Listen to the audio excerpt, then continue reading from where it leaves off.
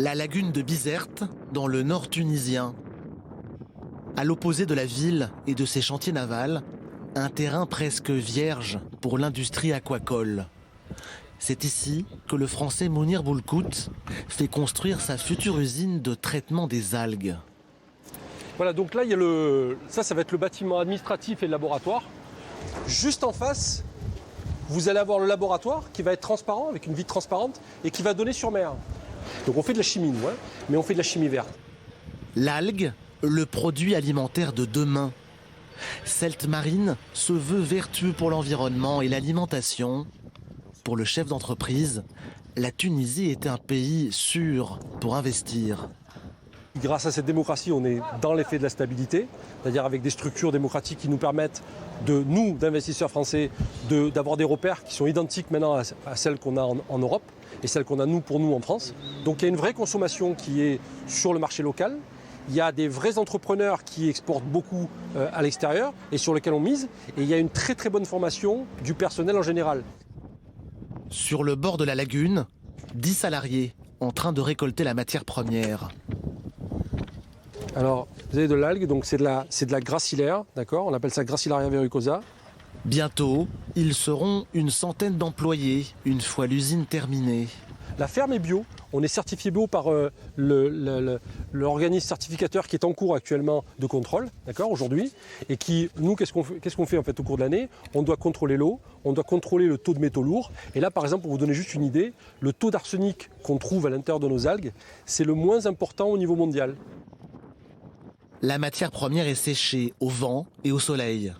Bientôt, elle sera transformée en agar-agar, le nom du gélifiant végétal naturel, déshydraté et réduit en poudre, destiné à remplacer les gélifiants animaux dans l'alimentation et la pâtisserie industrielle.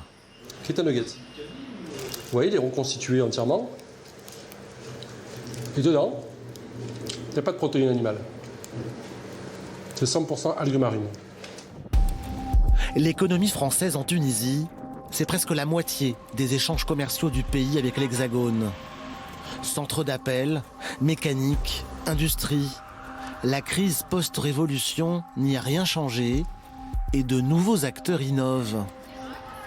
À Gamart, sur le littoral près de Tunis, Jean-Pierre Delestan a lancé il y a 10 ans le Resort Médical.